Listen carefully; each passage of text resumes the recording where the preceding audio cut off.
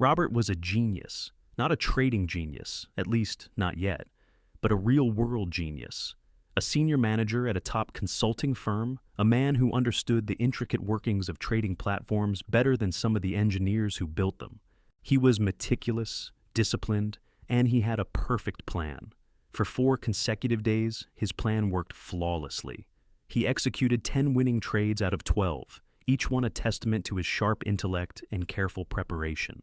He felt it, that intoxicating cocktail of confidence and control, the feeling that he had finally cracked the market's code. He felt invincible. Then came Friday. It didn't start with a bang, but with a whisper of a mistake, a single errant hotkey press that put him in a losing position he never intended to be in.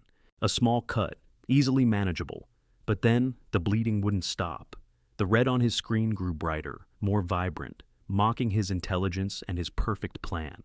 The calm, rational consultant began to fade, replaced by a rising tide of panic and frustration. And then, a voice echoed in the quietest, most primal part of his mind. It's a voice every trader knows and fears, the one that emerges when logic fails and emotion takes over. It wasn't a shout. It was a seductive, destructive whisper that said, "Fuck it. Let's go." In the next 30 minutes, the civil war in Robert's mind was over, and the wrong side had won. He transformed into what he later described as an incredible Hulk, a creature of pure, raw emotion. He smashed his keyboard in a fit of rage, revenge trading on stocks that weren't even on his watch list, violating every single rule he had so carefully crafted. He was no longer trading. He was attacking the market. He had hit his own psychological ejection seat, but instead of escaping danger, he had launched himself straight into financial ruin, incinerating an entire week's worth of profits in a spectacular blaze of self-destruction. Robert's story isn't about a bad strategy or a lack of intelligence. It's a cautionary tale about a psychological battle that 90% of traders lose before they even realize they're fighting it. In this video, we will not just dissect the inner demons that forced Robert to eject from his own success. We are going to arm you with the 15-point psychological checklist used by elite traders, the mental armor and strategic safeguards they use to stay in command of their cockpit day after day. This isn't theory. This is the hard-won wisdom from hundreds of real-world battles documented in Andrew Aziz's Mastering Trading Psychology. If you ignore this, you will likely continue to fly straight into the same storm, with no ejection seat to save you. Section 1, the poker table reality. But here's what most people don't understand about trading. The first, most critical mindset shift you must make is to understand the very nature of the arena you have entered. The truth that 99% of aspiring traders miss is this: you have not chosen a job with a predictable salary, nor have you chosen a traditional investment path. You have chosen a profession that operates exactly like a high-stakes poker game. Picture this. You walk into a new business with a flawless, data-backed plan that guarantees you will be profitable on 60% of your transactions. That sounds like an incredible venture, right? Any CEO would kill for those numbers. But here's the plot twist. The other side of that coin is a mathematical certainty 40% of the time. You are guaranteed to lose money. Not maybe, not possibly, guaranteed. This is the fundamental, non-negotiable reality of trading. The market is not an ATM waiting to dispense cash based on your intelligence. It is a table where your greatest opponent is not another player, but the cold, indifferent laws of probability. A losing trader sits down at this table and, either consciously or subconsciously, tries to win every single hand they are dealt. They see a loss not as a statistical event, but as a personal failure, a sign that their strategy is flawed, that they missed something, or that they simply aren't smart enough. It's like a basketball player expecting to make every single shot, then having an existential crisis every time they miss. This ego-driven need to be right is the root of so much trading destruction. But the professional trader? They've undergone a profound mental transformation. They understand the game. Their job is not to win every hand. That's an impossibility. Their job is to protect their stack of chips, their precious capital, and to only place their bets when the statistical odds are tilted in their favor. They let their proven edge play out over a long series of hands, knowing that the mathematics will eventually work for them. For them, a small controlled loss isn't a failure. It is the ante, the cost of seeing the next card, the price they must pay to stay in the game long enough for their edge to materialize. They don't just accept loss, they budget for it as a necessary and predictable business expense. This perspective shift is the first and most crucial step in building the psychological foundation of a professional trader. Without it, you are simply a gambler hoping to get lucky. Section 2. The Resilience Test. Now, let me tell you a story that will change how you think about losing forever. Two musicians, two of the most legendary bands in history. The exact same soul-crushing story of being fired at the cusp of greatness. Two drastically different, life-altering outcomes. This isn't just a story about rock and roll. It's a powerful parable about the single most important psychological trait a trader can possess: resilience. In the unforgiving arena of the market, your success is not measured by the height of your winning days. It is forged in the crucible of your losing days. It is defined entirely by your ability to get back up after being knocked down, not just intact, but smarter and more disciplined than before. Picture this scene: New York, 1983. A young, fiercely talented guitarist named Dave Mustaine is unceremoniously kicked out of his band, Metallica. He is not just fired, he is humiliated, put on a 4-day bus ride back to California, while his former bandmates go on to record their debut album and begin their ascent to global stardom. 4 days. Imagine sitting on that Greyhound bus, watching America blur past the window, knowing the guys who just rejected you are about to become rock gods without you. It was a brutal public rejection that would have broken most people. He could have drowned in bitterness, becoming a forgotten what-if story. But something ignited on that long, lonely bus ride. It was a fire fueled by vengeance and ambition. He didn't just want to start another band, he vowed to create a band that was faster, heavier, and more technically brilliant than the one that had cast him aside. From those ashes of rejection, the legendary thrash metal band Megadeth was born. He transformed his pain into a powerful, creative force. Now, rewind to Liverpool, 1962. Pete Best, the handsome, popular drummer for a promising local band called the Beatles, is also told his services are no longer needed. He is replaced by Ringo Starr, right before Beatlemania would erupt and change the world forever. Like Mustaine, Best was faced with a career-defining moment of rejection. But instead of channeling that pain, he was consumed by it. He couldn't escape the shadow of what he had lost. Years of depression, bitterness, and even a suicide attempt followed. He was never able to build something new from the rubble of his past. He was forever trapped in it. Here's why this matters directly to your trading account. The market will fire you every single day. It will hand you losing trades that feel unfair, unjust, and deeply personal. At that critical moment of loss, you face the same choice as Mustaine and Best. You can be Dave Mustaine, take the pain of that loss, dissect it, turn it into objective data, and use it to fuel a more disciplined, more focused approach on the very next trade.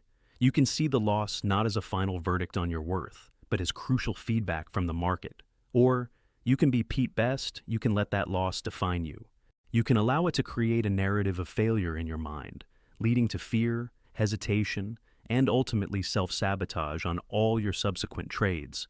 The market doesn't care which path you choose, but your entire career depends on it. Section 3. Demon 1, the gravitational pull of averaging down.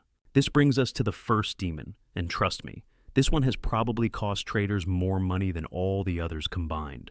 It is the most intoxicating lie in the world of trading. It's a siren song that has lured countless well-intentioned traders onto the jagged rocks of financial ruin. It doesn't present itself as a gamble. It masquerades as unassailable logic, whispering to you, when you are at your most vulnerable, the moment a trade turns against you. Imagine this scenario. Be brutally honest with yourself right now. How many times have you turned a small, manageable loss into a significant one with this exact thought process? You buy a stock at $10, expecting it to climb to $12. Instead, it drops to $8. Your original thesis is now completely invalid. The rational move is to execute your stop loss. But then, the voice starts. Wait, it says, calm and reassuring. This isn't a loss, it's a discount. If you buy more at $8, your average cost drops to just $9. It's the smart move. This is the trap of averaging down.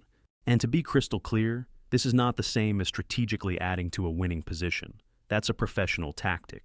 This is adding to a losing position out of hope. That's a gambler's fallacy. And it is, without a doubt, the single most efficient and devastating way to destroy a trading account. Andrew Aziz recounts the visceral story of Matt, a trader from the dot-com era. Picture the scene: a trading office buzzing like a casino on steroids. Matt saw a tech stock at an insane, unsustainable level and shorted it, confident in his analysis. When the price ripped higher against him, that seductive voice took over. He doubled down. Then, as the price screamed higher in a ferocious short squeeze, he tripled down, praying for the market to prove him right. He was forced to liquidate for a soul-crushing loss of 25% of his trading capital, evaporated in a single trade. Crazy, right? But you might think, if I just had a bigger account, I could have weathered that. That's the second part of the lie. The book highlights the catastrophic collapse of the multi-billion-dollar hedge fund, Amaranth Advisors, in 2006. A star trader made an enormous bet on natural gas. When the market turned against him, he did exactly what Matt did: he averaged down. The fund lost $6.6 billion. The fund ceased to exist. The wisdom here is absolute averaging down is not a strategy. It is a gambler's prayer. It replaces a sound plan with hope and ego. Section 4, Demon 2, the FOMO Fever. Speaking of wars you can't win, let me take you back to the crypto madness of 2017. Remember the great crypto mania? It felt less like a financial market and more like a global cultural phenomenon. It seemed as if the entire world was getting rich overnight. News headlines screamed of meteoric rises, and social media feeds became a relentless, flashing barrage of rocket emojis and to-the-moon declarations. This wasn't just market enthusiasm, it was a psychological contagion. It was the fear of missing out, or FOMO in its most potent form. It screams that this is a once-in-a-lifetime opportunity, and if you don't act now, you will be left behind forever. This is the story of Peter, a trader from the book who got swept up in this very fever. He rode the crypto wave masterfully, turning his account into an astonishing $70,000 in profits. He felt invincible. That feeling of invincibility was the seed of his downfall. He began to systematically ignore his own well-established rules. Risk management became an annoying afterthought. His position sizing was no longer dictated by a sound plan, but by pure greed. He was no longer trading a system. He was frantically chasing every small pop, every rumor.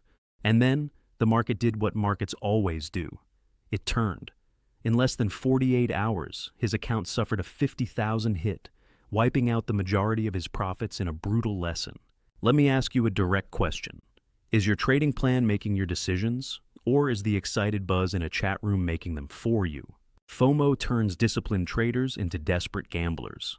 It makes you chase a stock that has already made its primary move. But the book makes a critical distinction. An opportunity without a plan is not an opportunity at all. It is a liability. The antidote is a simple, 3-part checklist. Before you ever click the buy or sell button, you must be able to instantly and clearly answer. 1. Where is my precise entry point based on my strategy? 2. Where is my realistic profit target? 3. Where is my non-negotiable stop loss? If any one of those 3 components is missing, vague, or based on feeling, then you are not trading. You are suffering from FOMO. The prescription is simple: do not take the trade. Section 5, Demon 3, the revenge trader's blind rage. Now, we come to the demon that's born from the other 2, and this one's personal. This is the demon that emerges from the wreckage. You've just taken a loss. It hurts. But what hurts more is the feeling of being wronged. It feels like the market has personally taken something from you, and a primal, powerful urge rises up: you are going to get it back, right now. This is the perilous descent into revenge trading. You are no longer a calm, objective participant. You are at war. This brings us back to Robert, our incredible Hulk. His spectacular meltdown was a textbook case of revenge trading. After his initial loss, his entire psychological framework shifted. He was no longer analyzing charts or looking for high-probability setups. His mission was no longer to be profitable. His mission was to erase the red from his P&L screen at any cost. This is what professional poker players call on tilt. It is a state of complete emotional chaos, where all logic is jettisoned in favor of pure, blind aggression. And it almost always ends in ruin. The book reveals a critical insight into the trigger for this behavior. The single most toxic number on your screen is your real-time profit and loss, P&L. For an emotional trader, the P&L becomes a real-time scorecard for their self-worth. When it's red, they feel attacked. This personal attachment to the fluctuating dollar amount is the very fuel that powers the revenge demon. The profound wisdom offered is to fundamentally redefine your objective. Your primary job as a trader is not to make money. Your sole mission is to execute your predefined plan flawlessly. Money is simply the byproduct. When you truly internalize this, the emotional power of the P&L begins to fade. A losing trade, if executed according to your plan, is still a procedural success. Section 6, Safeguard. 1. The profit target as a psychological shield. All right, enough about demons. Let's talk about how to defeat them. Now that we have met the demons, averaging down, FOMO, and revenge trading, we can begin to arm ourselves for the fight.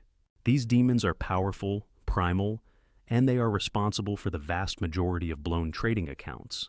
The critical question is not if you will face them, but how you will defeat them when they inevitably appear. The book provides a series of powerful, practical psychological safeguards, your personal armor in this inner war. The first of these safeguards is one of the most counterintuitive, yet profoundly effective: the discipline to set and religiously honor a daily profit target. Wait, what? I can hear you thinking, limit my profits? That's insane. But hear me out. This isn't about limiting your potential income, it's about protecting your most valuable asset, your psychological capital. Most traders instinctively understand the necessity of a daily maximum loss. It's a clear, logical financial circuit breaker. However, very few apply the same rigorous discipline to their winning days. We've all experienced the paradox. You have a fantastic morning, hitting your profit goal with ease by 10:30 a.m. You feel confident, in sync with the market. The natural impulse is to think, I'm on a hot streak, I should keep going and maximize this day. And yet, so often by 4 p.m., you've not only given back all of your morning profits, but you've also dug yourself into a hole, ending the day in the red, filled with a unique kind of frustration. The invisible enemy decision fatigue. Why does this happen so consistently? The book points to a powerful, unseen enemy decision fatigue. Your brain, just like any muscle, has a finite amount of energy for making high-quality decisions. Trading is one of the most mentally demanding activities on the planet. After dozens of these high-stakes decisions, your cognitive resources become severely depleted.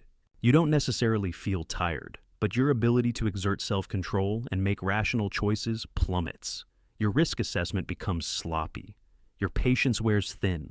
You start making rookie mistakes. You become psychologically vulnerable. This is why you must reframe the purpose of a daily profit target. It is not a ceiling on your earnings. It is a psychological safeguard designed to protect you from your own depleted mind. Think of it like a pitch count for a starting pitcher in baseball. The manager pulls them not because they are pitching poorly, but to prevent the catastrophic error that comes with exhaustion. Your daily profit target is your personal pitch count. It's an act of supreme professional discipline, allowing you to walk away a winner, preserve your mental capital, and ensure you return the next day fresh and ready for battle. Section 7, Safeguard 2, your pre-flight checklist. Let me ask you something. Would you trust a pilot who just rolled out of bed and jumped into the cockpit? Of course not. Having a plan to stop trading is crucial, but equally important is having a ritualized, disciplined process for how you start your day. Elite performers in any field, from surgeons to fighter pilots, do not leave their preparation to chance. They follow a strict, repeatable checklist to ensure they are mentally and physically primed. Trading should be no different. The book emphasizes that your trading day doesn't begin when the opening bell rings. It begins the moment you wake up. One of the most compelling stories is from Michael, a professional firefighter who became a trader. His insights are powerful because he draws a direct parallel between entering a burning building and entering the market. He was shocked to find that when he first started trading, clicking the buy button from the safety of his desk gave him a bigger adrenaline rush than walking into a fire. He realized that to succeed, he had to apply the same principles of disciplined preparation from firefighting to his trading. This means creating a non-negotiable morning routine, a pre-flight checklist. It's about preparing your mind and body for peak performance. For Andrew Aziz, this means a 4:30 a.m. run to clear his mind. For you, it could be exercise, meditation, or reviewing your trading rules. The specific activities are less important than the consistency of the ritual itself. The act of following a pre-planned routine every single morning builds a powerful habit of discipline. It tells your brain, it's time to go to work. It's time to be a professional. This pre-market routine is also where you do your strategic planning. You identify your stocks in play, analyze key levels, and formulate potential trade plans. You are doing all of your heavy cognitive lifting when your mind is at its freshest. By the time the opening bell rings, you are not reacting to chaos. You are waiting for the market to come to one of your predefined scenarios. You have transformed yourself from a frantic gambler into a patient sniper. This checklist approach is a profound psychological safeguard that reduces anxiety and prevents impulsive decisions. Section 8, Safeguard 3, Forging Your Flight Manual, the TradeBook. Here's where we separate the professionals from the gamblers. If your morning routine is your pre-flight checklist, then your TradeBook is your aircraft's official flight manual. This is the most powerful, tangible, and strategically critical safeguard you can create. This concept, championed by Andrew Aziz and Mike Baer, is the key to transforming trading from a chaotic, gut-feel art form into a disciplined, repeatable science. Let me be blunt. A strategy is a fuzzy, malleable idea that lives in your head. Like, I like to trade opening range breakouts. It's weak. It's like saying I like to cook Italian food. That's not a recipe. That's a vague preference. Under the pressure of a fast-moving market or the emotional sting of a loss, that fuzzy idea can be bent, broken, or abandoned entirely. A TradeBook, however, is different. It is a physical or digital document, a military-grade operations manual for a single, specific named setup. It is your written constitution, a set of laws designed to be obeyed, not debated, in the heat of battle. It is the ultimate tool for protecting you from your own worst enemy, your impulsive, emotional self. The 4 pillars of a bulletproof TradeBook. A true TradeBook is not just a collection of notes. It has a rigid, non-negotiable structure, broken down into 4 essential components. If any one of these is missing, you do not have a TradeBook. You simply have a wish list. First is selection. This is your ruthless filtering system. It answers the question, what stocks are even worthy of my attention for this specific strategy? It defines the exact criteria, the float range, the minimum price, the required relative volume, and whether the stock needs a specific catalyst, like a major news event.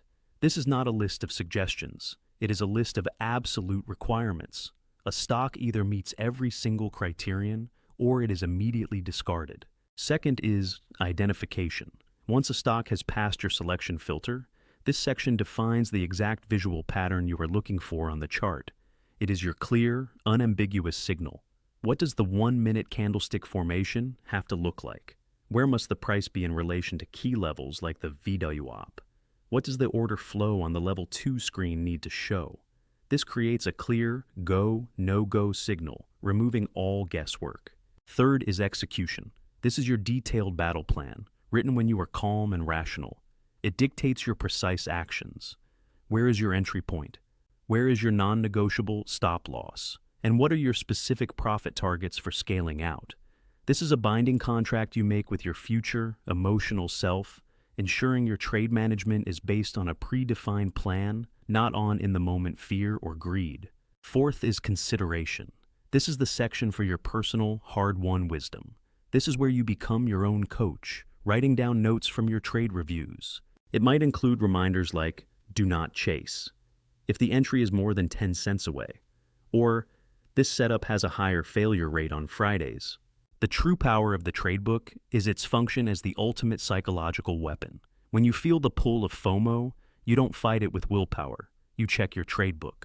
Does the setup meet your identification criteria? No. Then you don't trade. It systematically dismantles emotional decision-making and replaces it with a cold, logical process. Section 9, The Art of Focus, Trading Only Stocks in Play. Want to know the number 1 mistake that kills new traders? They try to be everywhere at once. Even with a perfect flight manual, a pilot can become dangerously overwhelmed if they try to monitor too many targets. The same is true for a trader. The temptation for a new trader is to watch everything, terrified they might miss the one big move. This attempt to be everywhere at once is a critical mistake. The book makes a powerful case that less is more. One of the most effective safeguards is to ruthlessly narrow your focus, trading only a handful of the best stocks in play each day. A stock in play is not just any stock that is moving. It is a stock that has a fundamental reason for being an outlier on that particular day.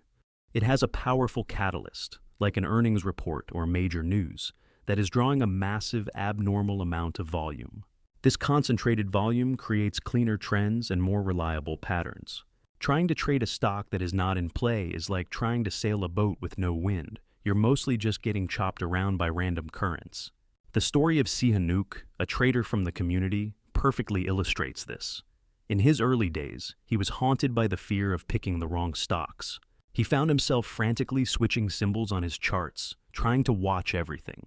The tragic paradox. In his effort to not miss any opportunities, he was actually missing everything. He'd chase setups after it was too late, leading to losses. His breakthrough came when he forced himself to pick just 3 stocks in play before the open and stick with them, no matter what. He accepted that he would miss moves on other stocks. But by focusing his entire mental energy, he began to see those 3 stocks in high definition. He could read their subtle price action and anticipate their moves with far greater accuracy. The wisdom is profound. Your profitability is not determined by how many opportunities you see, but by how well you execute on the handful of high-quality opportunities you choose to focus on. Section 10. The enemy within trading your P&L. I'm about to share the single most important tip for your trading psychology. You can have the right stocks and the right TradeBook, but there is still one number that can derail everything. It is the single most emotionally toxic piece of data in your entire trading setup. It is your real-time profit and loss, P&L. The book argues that one of the most significant leaps a trader can make is to learn to trade the chart, not their P&L. For the amateur trader, the P&L is the center of their universe. It's a constant flashing scorecard of their success or failure. When it's green, they feel a rush of euphoria and greed, often causing them to snatch a small profit too early. When it's red, they feel a wave of fear and panic, leading them to either exit a good trade during a minor pullback or freeze as a small loss grows. In both scenarios, their decisions are not being driven by the objective data on the chart. They are being driven by an emotional reaction to a fluctuating dollar amount.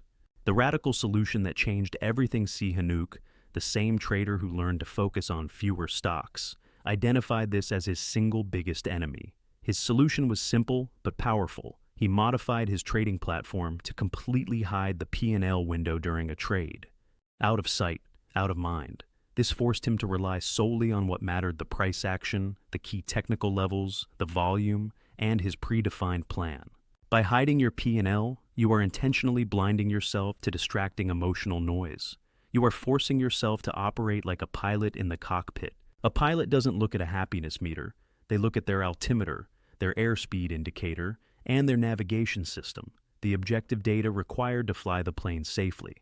Your charts are your flight instruments. Your P&L is the emotional passenger screaming in the back. The elite trader learns to tune out that passenger and focus on flying the plane. Section 11. The Know Thyself. Directive finding your aircraft. Time for some tough love. You might be trading the wrong style for your personality. Even with a perfect flight manual, a pilot will fail if they are forced to fly an aircraft that is mismatched with their innate skills. The same is true for a trader. The book highlights a crucial safeguard, the directive to know thyself. You must engage in a deep, honest self-assessment to discover your true trading identity.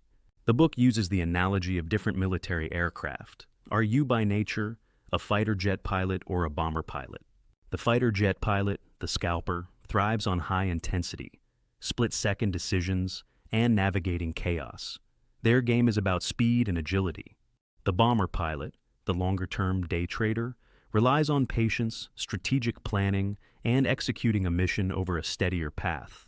Their game is about precision and endurance. There is no better style. The only thing that matters is finding the style in perfect alignment with your natural personality. Many new traders fail because they try to copy a style that is fundamentally at odds with who they are, leading to constant stress and poor decisions. Trading against your own psychological grain is like trying to swim up a powerful river. You will eventually exhaust yourself. The goal is to find the river that flows in the same direction as your natural tendencies. Section 12.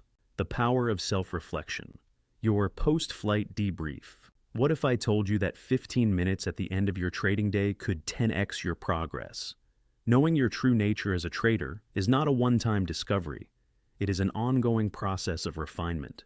This is where the book introduces the powerful habit of daily self-reflection. Just as a fighter pilot engages in a meticulous post-flight debrief, a professional trader must end their day by becoming their own psychologist, dissecting their performance to extract priceless lessons. The book draws on the research of Dr. James Pennebaker, who discovered the profound healing and clarifying power of expressive writing. The act of translating a chaotic emotional experience into a structured narrative allows the brain to organize and learn from it. For a trader, whose day is a constant stream of emotional upheavals, this practice is essential. The questions that will transform your trading. Your daily recap should be a structured inquiry. You must ask yourself tough, honest questions. What was I feeling when I entered that losing trade? Was it greed, fear, impatience? Why did I break my rule and move my stop loss on that trade? What was the one thing I did perfectly today, even if it was just honoring a single stop loss?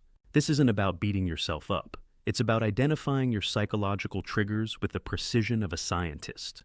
Crucially, this process must also focus on your successes.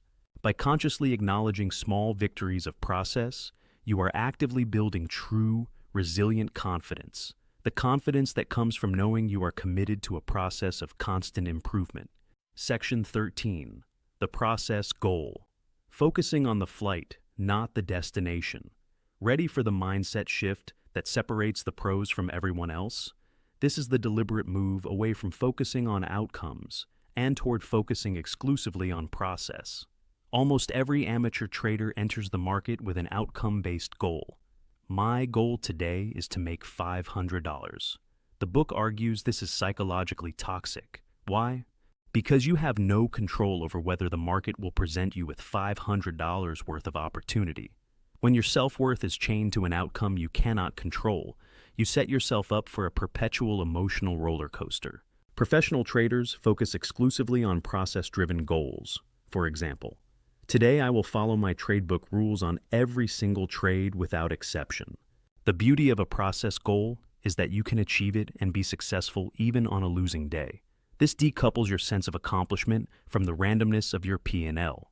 The book shares an analogy from Matt G., a trader with 20 years of weightlifting experience. He only started seeing real results when he shifted his focus. His goal wasn't bench press 300 pounds. His new controllable process goal was, this month, I will complete every scheduled workout, executing 3 sets of 8 repetitions with perfect controlled form. The strength and size gains became the inevitable byproduct of a flawlessly executed process. This is the exact mindset of an elite trader. They know that if they focus on perfect execution, the profits will take care of themselves over the long run. When your goal is making back a loss, you are emotionally compromised. When your goal is perfect execution, you are simply responding to what the market gives you with discipline and objectivity. Section 14. The athlete's discipline, fueling the pilot. Warning. This section might hurt your feelings, but it could save your trading career. This is the all-encompassing lesson. It comes from the legendary trading coach Dr. Brett Steenbarger, who stated a phrase that should be etched onto every trader's monitor. You cannot be more disciplined in your trading than you are in your life. Your success or failure at the trading screen is not forged in the 90 minutes after the open.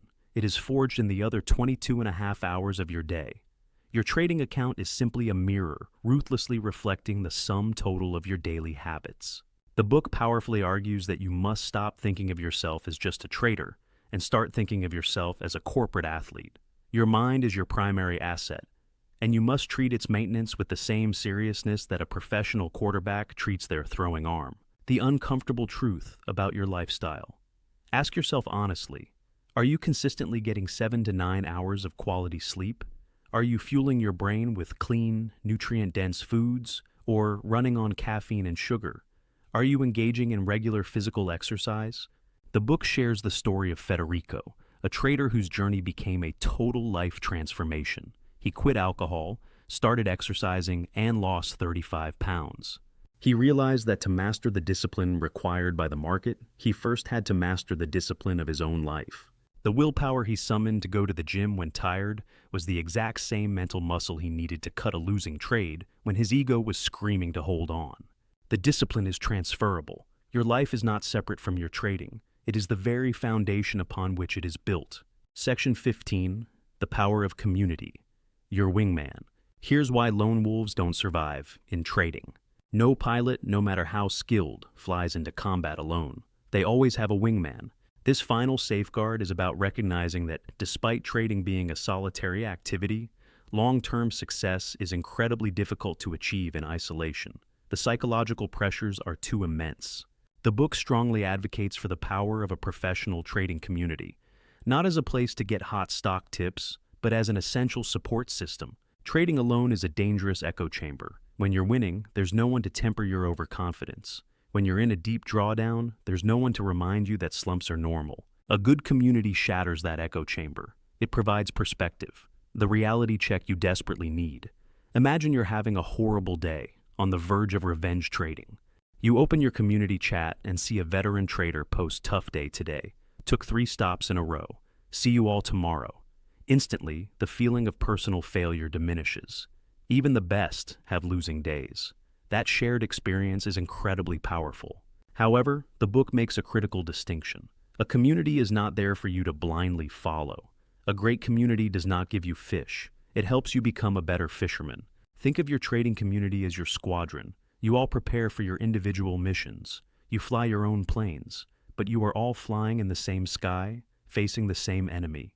Knowing that you have a squadron to return to for your post-flight debrief is an incredible source of strength. You are still the pilot, but you are not flying alone.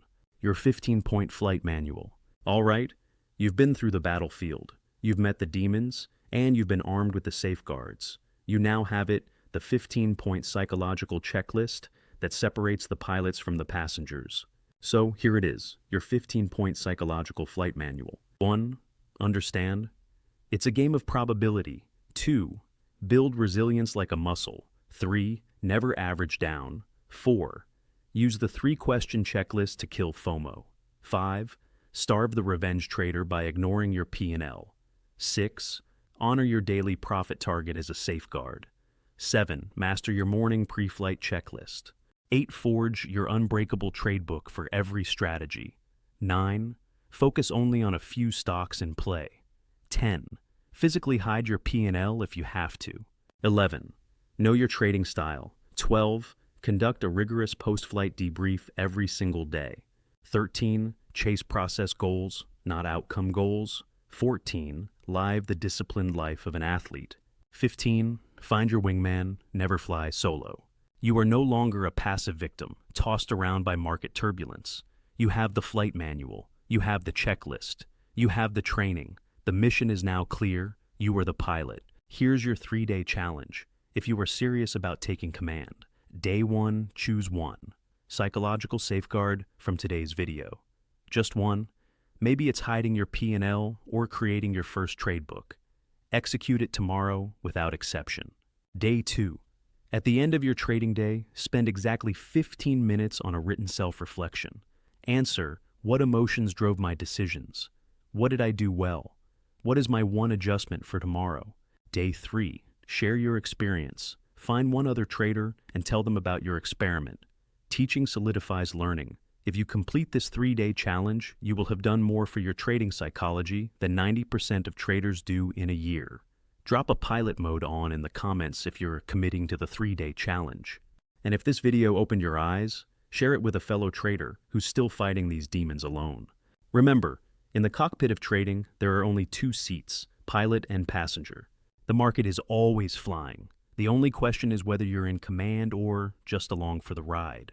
Your journey starts now. Take command.